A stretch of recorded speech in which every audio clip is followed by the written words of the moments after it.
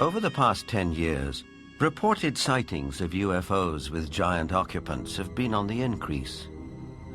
Former director of the British UFO Research Association, Jenny Randalls, is familiar with these statistics. From an analysis of 15,000 encounters with beings, giant encounters have increased every single year since the 1965 period onwards, and we are therefore getting far more reports of giants being seen today than we did 30 or 40 years ago. The apocryphal books of Enoch are believed by many to be over 5,000 years old. In them, Enoch writes about how he was taken up to the heavens by two men of great height. In this celestial journey, he also talks of meeting those who from heaven to earth came. Two huge men appeared to me, the like of which I had never seen on earth. Their faces were shining like the sun. Their eyes, too, were like a burning light.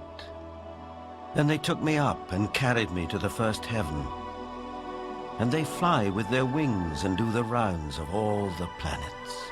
They led before my face the elders, the rulers of the stellar orders. These groups carry out and carefully study the movements of the stars. Enoch is taken up to the sky at least 3 times. In our 2 days view, we would say he was taken up to a mother spaceship. There he has a discussion with what is called the highest, whatever the highest is. We would say maybe the commander of the spaceship. In other words, Enoch is what we would call a victim of alien abduction. This might seem like a far-fetched interpretation of a text written a very long time ago. On the other hand, present-day accounts by people who claim to be abductees are not so very different. The elders were 6 to 9 feet tall. They had white hair, pale skin, almost albino, light blue eyes, wore white robes, and had no shoes on at all. And they could speak audibly, and they could also speak through mental telepathy. I've checked the owner's manual that came with my brain, and nowhere, even in the small print, does it say that all dreaming will be between the hours of 11 p.m. and 8 a.m. That, generally speaking, it is. But what we know is the brain can generate extremely vivid images, extremely real and lifelike things that are hallucinations. But events in the Russian city of Voronezh can't be so easily explained. In this instance, there were at least 20 witnesses. Could they all have been dreaming the same dream in broad daylight?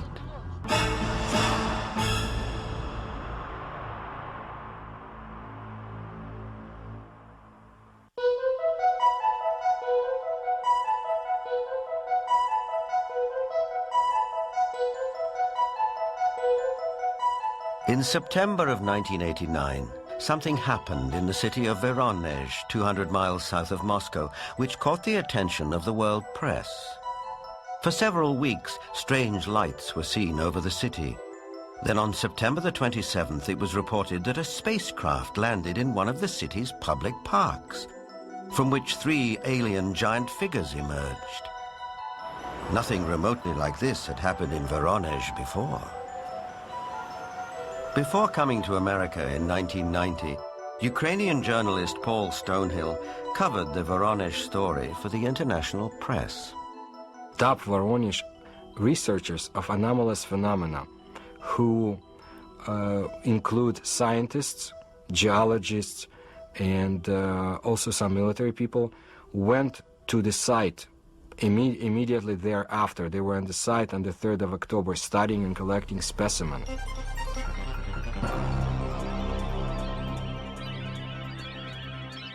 The encounter became a media sensation on national television and in the international press.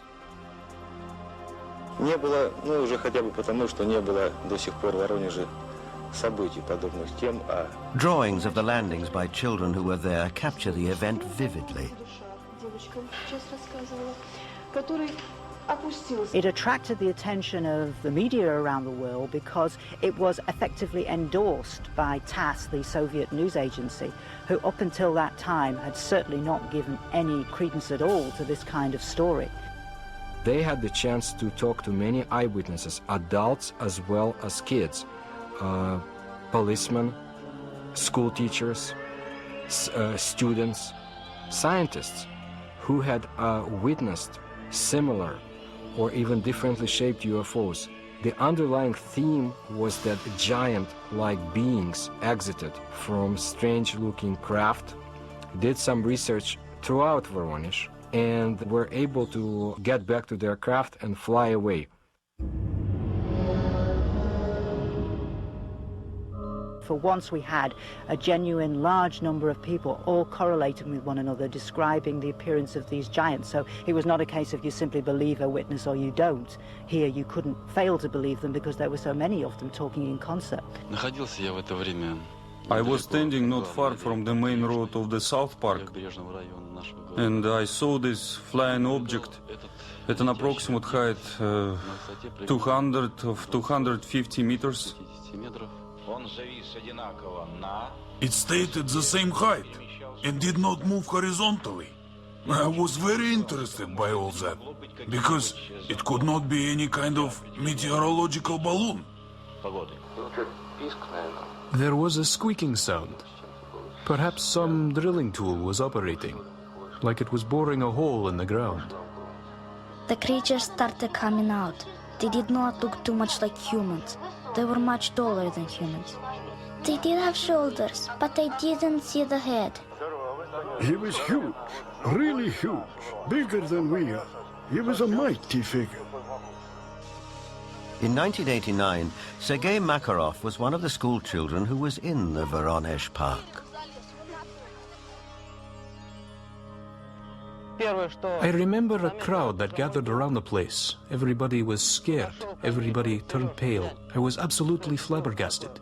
Denis Mozhenko was also one of the boys in the park on that day in September 1989. I saw some traces there, and also a strange man. Outwardly, he looked like any other man, only he was huge. A moment later, he suddenly disappeared. I had no doubt that the UFO and the giants existed, because I saw them. But sometimes when I look back, it seems sort of like a fairy tale.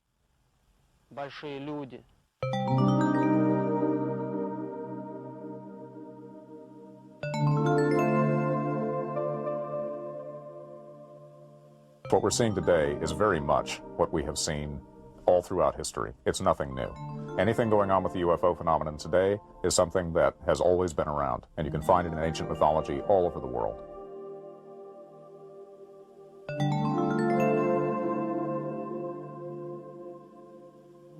We have the legends, and of course, in some cases, we have cave paintings of giant-looking being and even footsteps. I would think something was in the past, and this something was much bigger than our normal earthlings. Were they indeed our fathers? They were the patriarchs who came before us, that all the legends refer to, the giants, the Olympians who lived before us.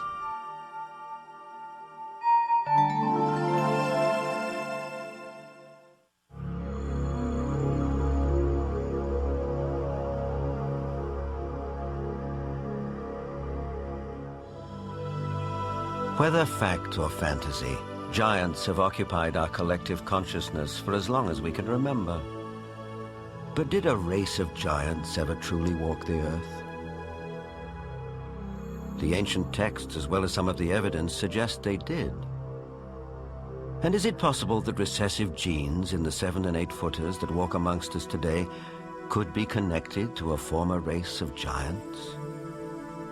Now, with reports like the giants of Voronezh, one wonders if perhaps the godlike giants of the Sumerians are coming back. But whether they are real, imagined, or allegorical, one thing is for sure.